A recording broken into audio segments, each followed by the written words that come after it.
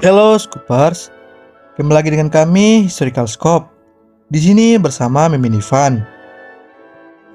Sebelumnya, kami telah menyediakan saluran WhatsApp guna untuk menyalurkan informasi lebih detail mengenai channel Historical Scope ke para Scoopers, khususnya bagi yang ingin berkontribusi secara finansial. Karena untuk membuat konten sejarah tentunya tidak dengan biaya yang sedikit, mulai dari riset, fasilitas editing hingga biaya operasional. Kami, Historical Scope, juga akan membuka rekrutmen bagi siapa yang ingin bergabung dengan dalam tim Historical Scope. Untuk rekrutmen tersebut, kami akan informasikan segera pada saluran WhatsApp. Jadi, tunggu apa lagi? Kami menyediakan link saluran tersebut pada kolom deskripsi video ini.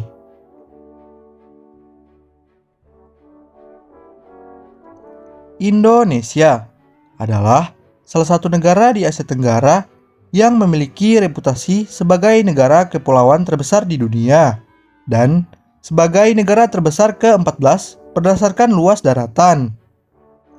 Indonesia juga menjadi negara terpadat dan didominasi oleh mayoritas Muslim. Sementara itu, di Indonesia sendiri, pulau yang paling banyak penduduknya adalah Pulau Jawa, yang memiliki populasi hampir setengah dari populasi negara Indonesia sendiri.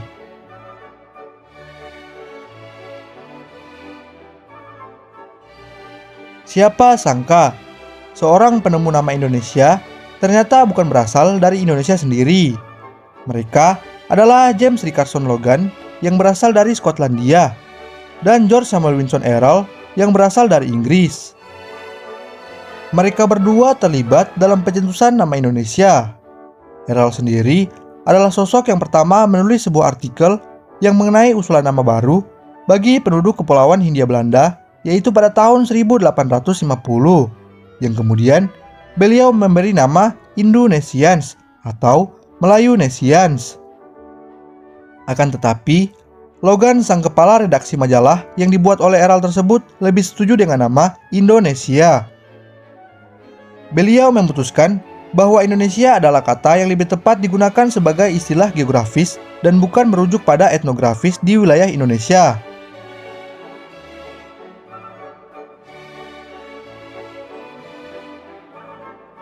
Nama Indonesia ini mulai melekat pada peristiwa Kongres Pemuda Indonesia kedua pada bulan Oktober tahun 1928 yang digagas oleh Perhimpunan Pelajar-Pelajar Indonesia atau disingkat dengan PPPI, yang anggotanya terdiri dari seluruh pelajar Hindia Belanda. Kongres ini dipimpin oleh Swegondo Djoko-Puspito. Ia adalah sang perumus Sumpah Pemuda. Dan pada saat penutupan kongres tersebut, didengarkannya pertama kali lagu Indonesia Raya karya W.R. Supratman dan diikuti dengan pembacaan Sumpah Pemuda. Tak hanya itu, juga ternyata nama Indonesia tersebut juga sudah diakui oleh orang-orang luar negeri pada tahun 1925 saat itu. Di tanah air sendiri, Perhimpunan Indonesia atau disingkat dengan PI, mereka menjadi sang pionir utama menyebarluaskan nama Indonesia melalui surat kabar. Kemudian, surat kabar tersebut didistribusikan kepada kenalan dan kawan-kawan untuk dipakai sebagai propaganda. Perhimpunan Indonesia atau disingkat dengan PI merupakan sebuah organisasi pergerakan nasional pertama yang menggunakan istilah Indonesia. Bahkan, pelopor perhimpunan tersebut menjadi pelopor kemerdekaan bangsa Indonesia di kancah internasional.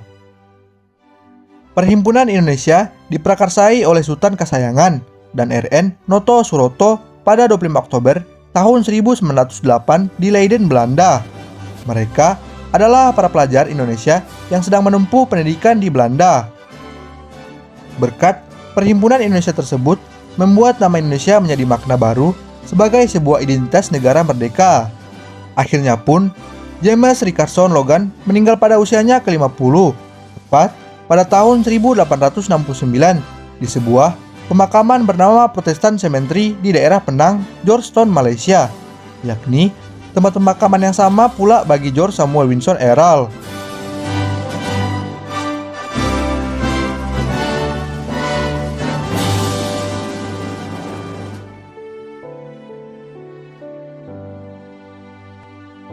Negara yang pertama kali menjajah Indonesia adalah Portugis atau yang lebih dikenal sekarang dengan nama Portugal pada tahun 1505 Masehi. Namun, jauh sebelum masa 15 Masehi tersebut, ternyata Indonesia terdiri dari banyak sekali kerajaan dengan periode waktu tertentu. Setiap kerajaan bergantung pada hasil bumi dan perdagangan. Perkembangan budaya dan agama juga lahir pada masa kerajaan ini, mulai dari masuknya agama Hindu dan Buddha dari India hingga masuknya agama Islam. Kerajaan yang pertama kali berdiri di Indonesia bernama Kerajaan Salakanegara, yaitu pada abad ke-12 Masehi. Salakanegara diyakini sebagai leluhur suku Sunda. Hal ini dikarenakan peradaban Salakanegara sama persis dengan wilayah peradaban orang Sunda selama berabad-abad. Dan yang memperkuat lagi adalah kesamaan kosakata antara Sunda dan Salakanegara. Di samping itu, ditemukan bukti lain berupa jam Sunda atau jam Salakanegara, suatu cara penyebutan waktu atau jam yang juga berbahasa Sunda.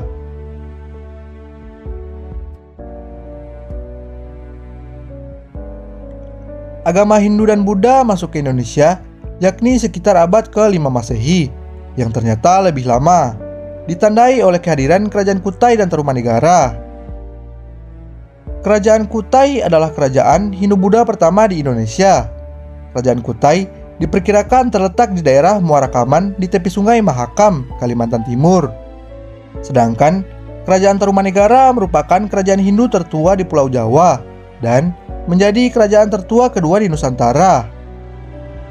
Setelah Kerajaan Kutai, kerajaan ini berdiri pada tahun 358 hingga 665 Masehi. Keberadaan kerajaan ini diketahui dari prestasi tugu yang berada di Kecamatan Tarumajaya, Bekasi, yang berisi tentang adanya sebuah kerajaan yang bernama Tarumanegara dengan rajanya yang bernama Purnawarman. Masuknya Hindu-Buddha ke Indonesia juga melalui jalur perdagangan. Pengaruh Hindu-Buddha yang berkembang di India akhirnya berkembang di Indonesia, disebabkan oleh letak Indonesia yang sangat strategis dalam pelayaran dan perdagangan. Sementara itu, Kerajaan Majapahit adalah kerajaan Hindu-Buddha yang terakhir sekaligus kerajaan yang terbesar menguasai Nusantara. Kerajaan tersebut didirikan oleh Raden Wijaya, yaitu sekitar tahun 1293 hingga 1500 Masehi. Kerajaan tersebut hampir mencakup seluruh Nusantara dan berpusat di Jawa Timur. Kerajaan tersebut mencapai puncak kejayaannya pada masa Hayam Wuruk, tepatnya pada tahun 1350 hingga 1389 Masehi dengan Gajah Mada sebagai patihnya.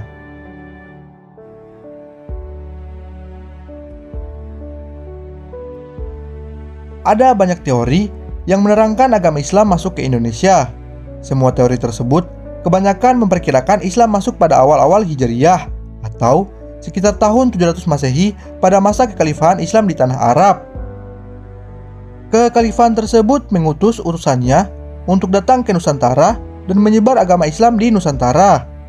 Hal ini dibuktikan dengan adanya kampung Arab atau pemukiman Arab di pesisir barat pantai Sumatera yang banyak dijumpai oleh para pedagang pada masa itu. Sementara itu, Kerajaan Aceh Darussalam atau yang lebih dikenal dengan Kesultanan Aceh menjadi kerajaan Islam terbesar di Nusantara yang berdiri pada tahun 1514 Masehi. Kesultanan Aceh mengalami masa kejayaannya pada era Sultan Iskandar Muda, yakni pada tahun 1607 hingga 1636 Masehi. Kala itu, kerajaan bercorak Islam berpusat pada Kutaraja, Bandar Aceh Darussalam, atau yang lebih dikenal sekarang adalah Banda Aceh. Kesultanan tersebut memiliki wilayah yang luas dan militer yang kuat. Aceh memiliki sejarah yang panjang jika kita bahas, karena sebagai salah satu kerajaan Islam awal di Nusantara. Itulah gambaran kecil mengenai asal-usul nama Indonesia dan awal sebelum penjajah Barat masuk ke Indonesia.